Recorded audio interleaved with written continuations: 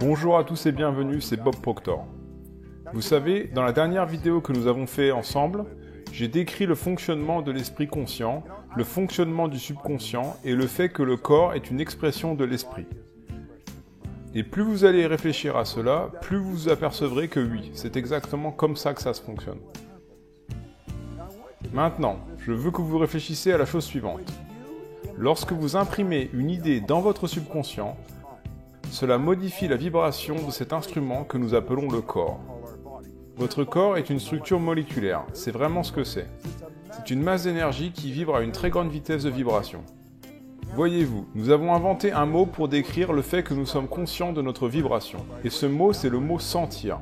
Si vous demandez à quelqu'un comment il va aujourd'hui, cette personne va répondre « je me sens bien » ou « je me sens pas très bien » ou « je me sens super bien ». Vous n'entendrez jamais une personne dire « oh, je suis conscient que je suis impliqué émotionnellement dans des idées négatives et de ce fait j'ai basculé dans une vibration négative ». Mais c'est pourtant exactement ce qui se passe.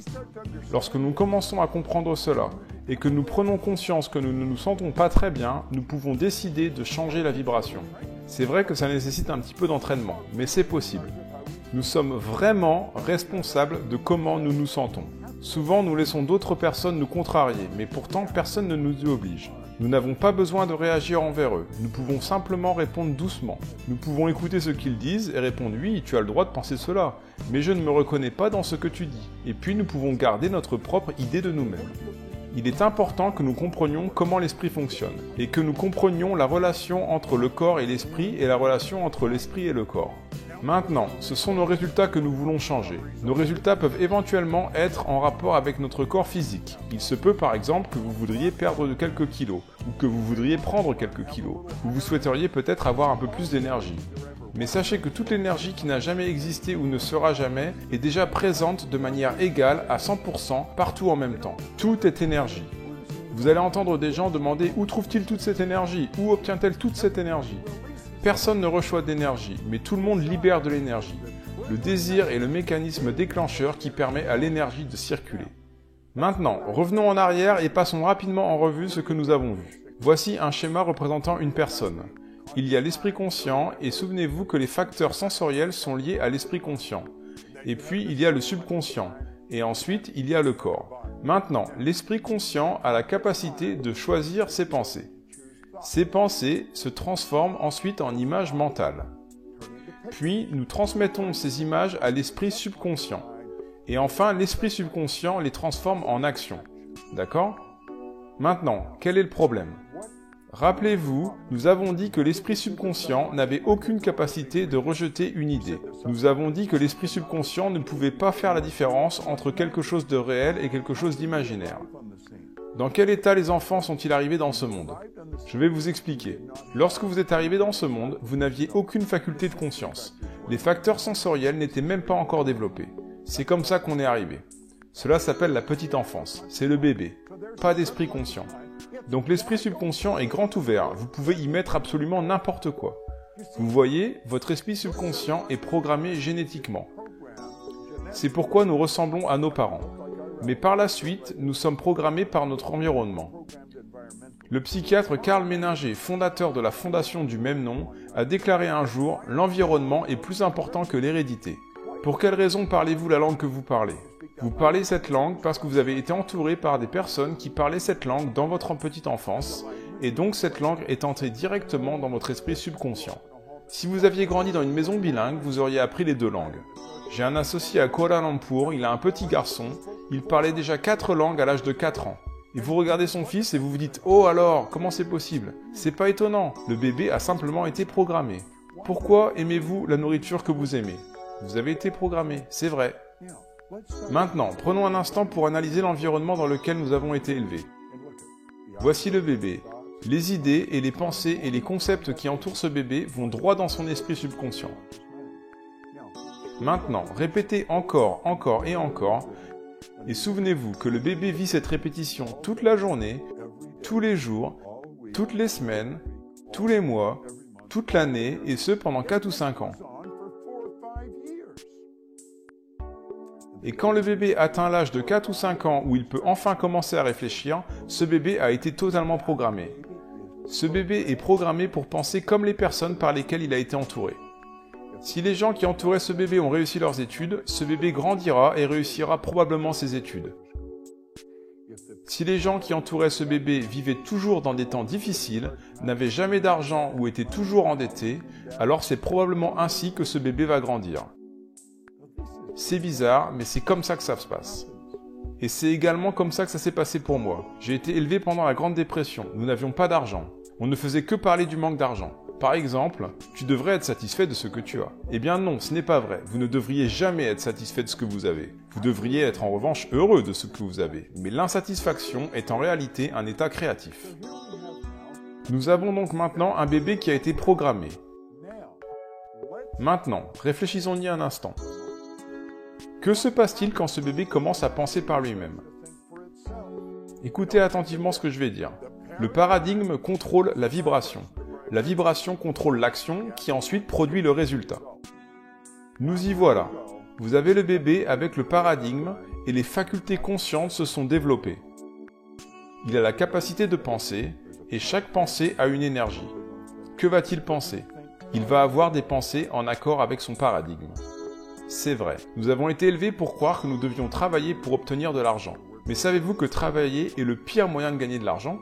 Vous devriez aller au travail pour la satisfaction, pas pour l'argent. En général, on produit un service contre de l'argent. Et il est donc possible de gagner de l'argent pendant que vous dormez. Et d'ailleurs, nous avons des programmes dans lesquels nous enseignons aux gens à gagner plus d'argent pendant qu'ils dorment qu'ils en auraient jamais besoin quand ils sont éveillés. Vous vous dites c'est impossible. Mais c'est juste votre propre paradigme qui vous fait penser que c'est impossible. Il y a des gens qui font cela alors qu'ils sont loin d'être aussi brillants que vous.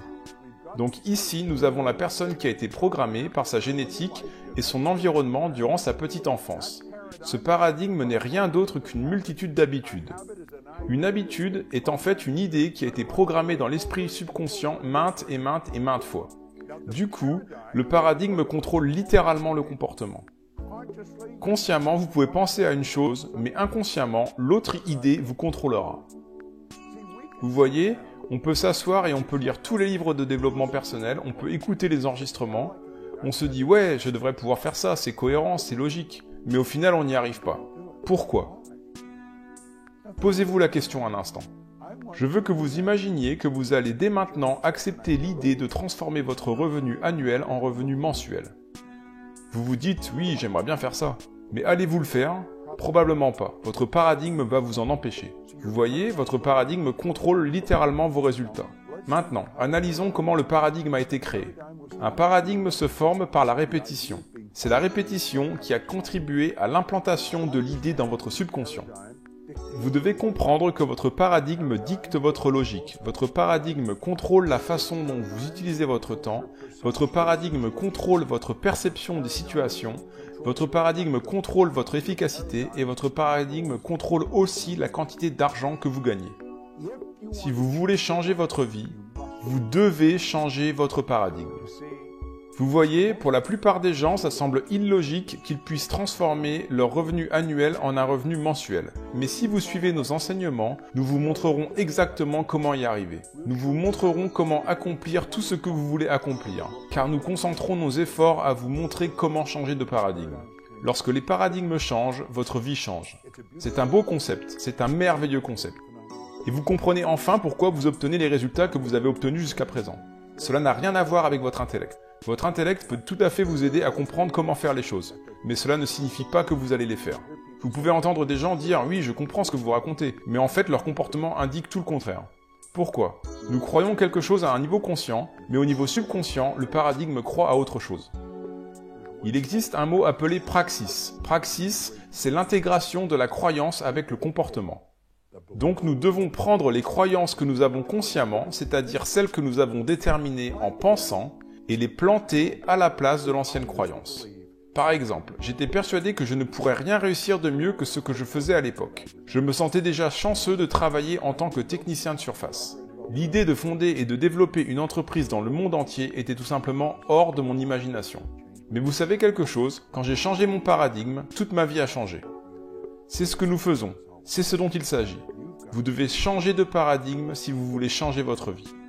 Vous pouvez étudier le sujet autant que vous voulez, mais vous devez impérativement comprendre comment modifier ce programme. Et d'ailleurs, c'est ce dont il s'agit. Le paradigme est un programme. Le paradigme est une multitude de concepts qui sont fixés dans votre subconscient et qui contrôlent littéralement votre comportement. C'est un merveilleux concept à comprendre, mais c'est aussi un terrible concept si vous ne le comprenez pas, car il contrôle littéralement toute votre vie. Pourquoi pensez-vous que la plupart des gens traversent leur vie et continuent à obtenir les mêmes résultats année après année ? Eh bien, c'est comme ça. Ils n'en ont aucune idée du pourquoi. Tout cela devrait nous être enseigné à l'école, mais ça ne l'est pas. Comment se forme un paradigme ? Par la répétition de l'information. Comment changer le paradigme ? Par la répétition de l'information. Supposons maintenant que vous rencontrez des difficultés avec l'argent. Vous constatez par exemple que vous avez plus de dépenses que de recettes. La solution, c'est de changer le rapport que vous avez avec l'argent. Et comment faire ça ? En répétant une idée encore et encore. C'est là qu'entrent en jeu les affirmations. Je vais vous donner une affirmation que j'utilise depuis des années. Je suis actuellement si heureux et si reconnaissant que l'argent vient à moi en grande quantité par le biais de sources multiples et continues. Je suis actuellement si heureux et reconnaissant que l'argent vient à moi en grande quantité par le biais de sources multiples et continues. Il ne s'agit pas seulement de dire ça une ou deux fois. Vous aurez peut-être à répéter cela 1000 fois par jour, tous les jours, pendant peut-être 90 jours, et enfin, vous allez commencer à changer votre rapport avec l'argent. Sachez aussi que les personnes qui sont riches ont toutes plusieurs sources différentes de rentrée d'argent. Maintenant, je vais vous dire ce qui m'est arrivé. J'avais toujours avec moi un magnétophone à pile, et j'écoutais l'enregistrement encore, tous les jours pendant probablement quelques années. C'était un comportement tellement illogique que tout le monde pensait que j'étais devenu fou. Et je lisais tous les jours le même livre, intitulé « Réfléchissez et devenez riche ». Et d'ailleurs, je lis toujours ce même livre jusqu'à aujourd'hui. Et c'est la répétition des informations de l'enseignement de Earl Nightingale et du livre qui a changé ce paradigme. Je ne savais pas ce que je faisais, je ne comprenais pas ce que je faisais, mais je l'ai fait. Un jour, un homme est venu me voir à l'hôtel Waldorf Astoria à New York. À la fin du programme des 3 jours, il m'a dit « Bob, je tiens vraiment à vous remercier pour ce que vous venez de me donner. » Et il a continué « Pour la première fois de ma vie, j'ai compris comment j'ai accompli ce que j'ai accompli. » À mon tour, j'ai demandé « Qu'est-ce que vous avez accompli ?» Il a déclaré « J'ai remporté la médaille d'or de décathlon aux Jeux Olympiques de Melbourne en Australie en 1957. » Oui, cet homme était Mill Campbell. Et il a dit « Jusqu'à présent, je n'avais jamais compris comment j'y étais arrivé. » Il a ajouté « La prochaine fois que vous organisez un séminaire, je veux y amener mes fils. » Et c'est ce qu'il a fait. Milt et moi sommes devenus de grands amis. Et d'ailleurs, Milt a un double des clés de notre maison. Il peut venir quand il le souhaite. J'habite à Toronto, il habite dans le New Jersey. Mais voici un bon exemple. L'un des meilleurs athlètes au monde, incapable de savoir clairement comment il avait fait pour gagner. Et la plupart des gens qui ont énormément de succès ne savent pas vous expliquer pourquoi ils en ont. En gros, ils ont réécrit leur programme, ils ont changé leur paradigme. Ils n'ont peut-être pas compris comment ils l'ont fait, mais ils l'ont fait. Et c'est la raison d'être de notre entreprise. Nous enseignons aux gens comment changer leur paradigme. Je tiens à vous remercier d'avoir regardé cette vidéo et je vais vous demander de partager l'information avec d'autres personnes. Partagez avec les gens, suggérez-leur de jeter un coup d'œil à ça. Établissez une relation avec les personnes autour de vous. Le partage est une très belle façon de vivre. Et ces informations sont incroyablement utiles. Merci d'avoir écouté, c'était Bob Proctor, j'ai eu beaucoup de plaisir à partager cela avec vous.